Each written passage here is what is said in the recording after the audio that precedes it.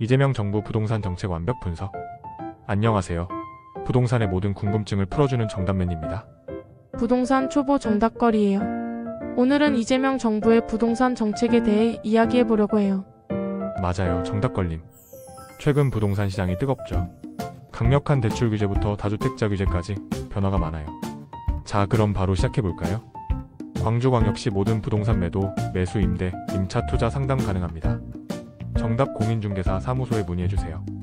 정답맨님, 요즘 뉴스에서 대출 규제가 엄청 강화됐다고 하던데 정확히 뭐가 바뀐 건가요? 좋은 질문이에요.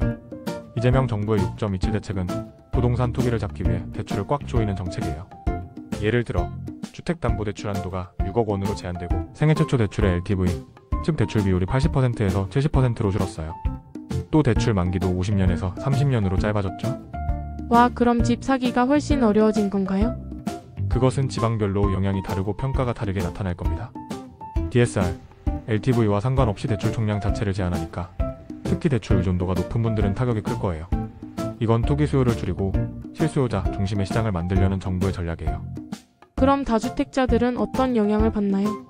저도 갭투자 생각해본 적이 있는데요. 갭투자요? 이제 좀 위험해졌어요. 다주택자에 대한 주택담보대출이 전면 금지됐고 실거주 의무도 강화됐어요. 새로 산 집은 6개월 안에 전입해야 하거든요. 6개월 안에 이사 가야 한다니 단기 투자하려던 분들은 큰일이네요. 정확히 맞아요.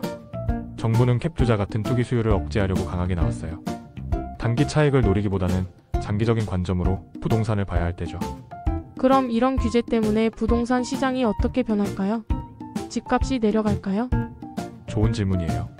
강력한 대출 규제로 시장 유동성이 줄어들면서 가격 조정이 불가피해요. 특히 대출 의존도가 높았던 지역, 예를 들어 서울 또는 경기도 중심 지역이나 지방 도시에서 고가 아파트는 급매물이 나올 가능성이 크죠? 급매물이라 그럼 지금 사는 게 기회일까요? 잠깐만요. 급매물이 나올 수는 있지만 서울처럼 공급이 부족한 지역은 여전히 가격 상승 압력이 있을 거예요. 단기적으로는 혼란이 있겠지만 장기적으로는 실수요자 중심의 안정적인 시장이 될 가능성이 높아요. 이것을 정부에서는 원할 겁니다. 정답맨님, 저 같은 초보 투자자는 이제 뭘 해야 하나요? 걱정 마세요. 정답걸림. 첫째, 세금을 철저히 이해하세요. 양도세, 보유세 부담이 커졌거든요. 둘째, 단기 투자보다는 2년 이상 거주하는 장기적인 관점으로 접근하세요. 마지막으로 부동산 정책과 시장 흐름을 계속 공부하는 게 중요해요. 똘똘한 한 채와 여유자금으로 투자하는 것이 중요합니다. 현금도 많이 필요할 것 같아요. 대출이 어렵다니. 현금 자산의 중요성이 커졌어요. 하지만 무주택자나 1주택 보유자는 크게 걱정하실 문제는 아닙니다.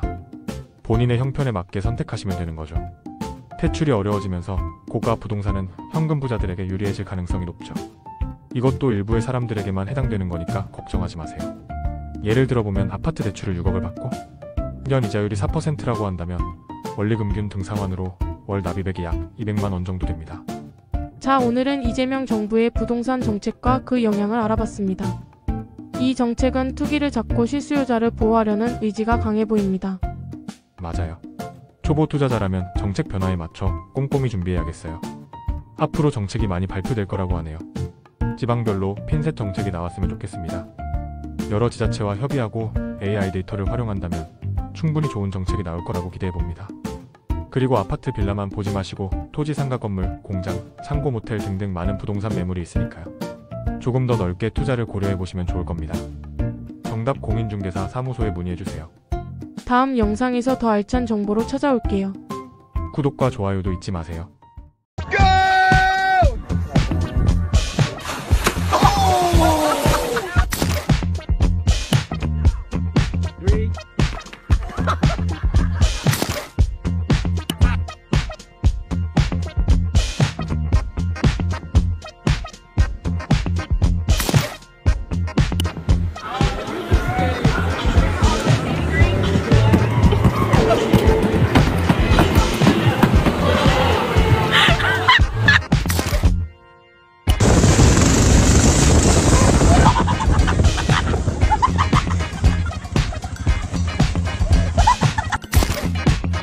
Boom!